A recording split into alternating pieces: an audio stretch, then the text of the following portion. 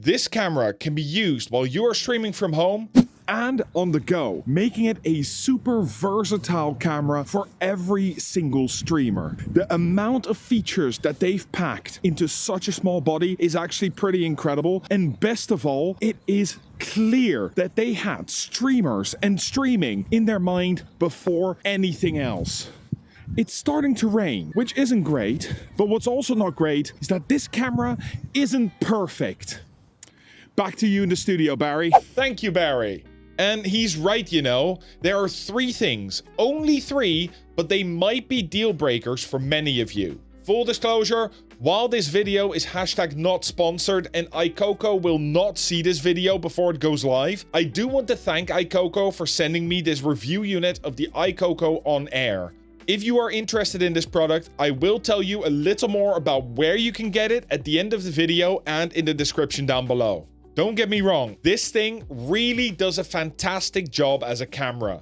The high quality sensor allows you to get 4K resolution at 60 FPS or 1080p with 120 FPS without any issues whatsoever.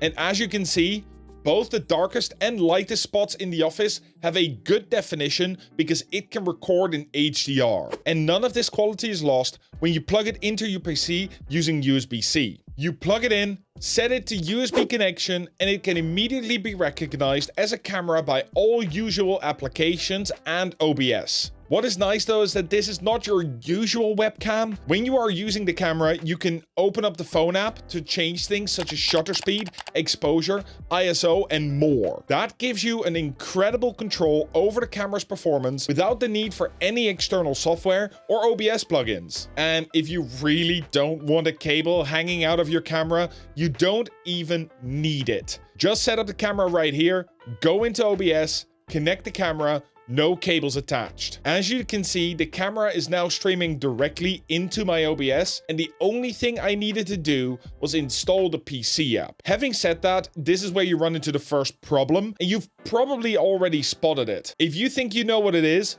pause the video, head downstairs, and leave a comment. I'll even wait for a second.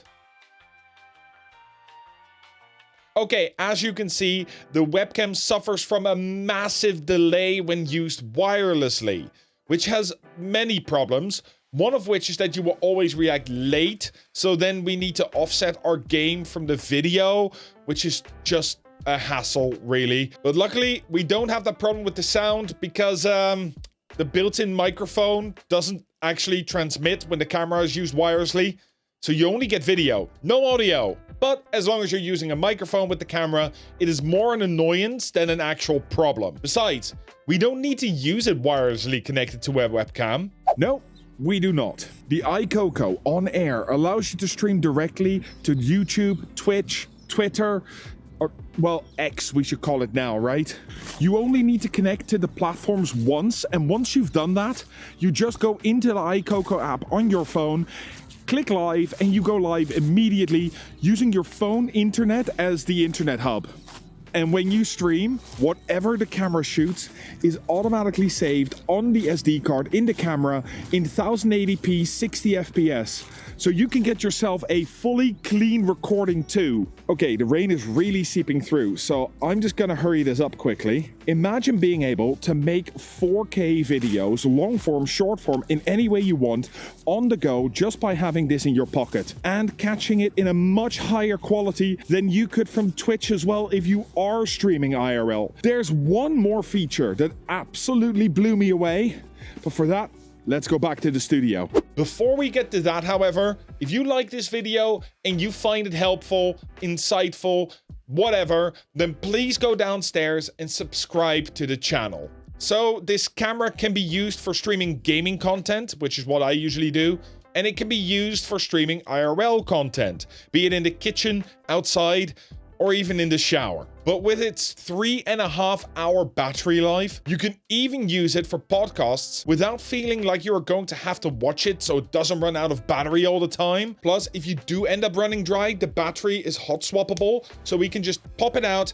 take a new battery, and just pop it straight back in and you're ready to go again. All you need to do is set it up, set it to streaming mode, and you are done. You can even upgrade the audio significantly because I don't know if you guys can even see this, but there's an external microphone port on the side of this thing, which means that you can get the best audio possible for your streams. And because it records it all locally on the SD card, you can just edit it later and upload it as a full new podcast episode. Oh, and the feature that blew me away, you can up your podcast game so much. Because in the app, you can hook up to 3 cameras at the same time. Meaning that if you are going to be podcasting, you can swap between 3 different vantage points at any given time with a simple click in the app. You then also get those recordings separated on each of the cameras, meaning single angle, boring shots of your podcast are forever in the past.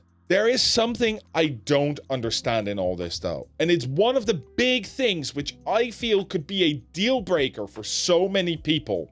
If this camera is set up to be used wherever you go, why can't I save my settings, AiCoco, to some sort of preset so I don't have to manually change all the settings when I go outside? I don't mind having all the automatic features such as white balance and exposure and stuff when I'm outside, but inside I have consistent studio lighting. And since I can set up every single thing on this camera in the app, why can't I have at least 2 presets?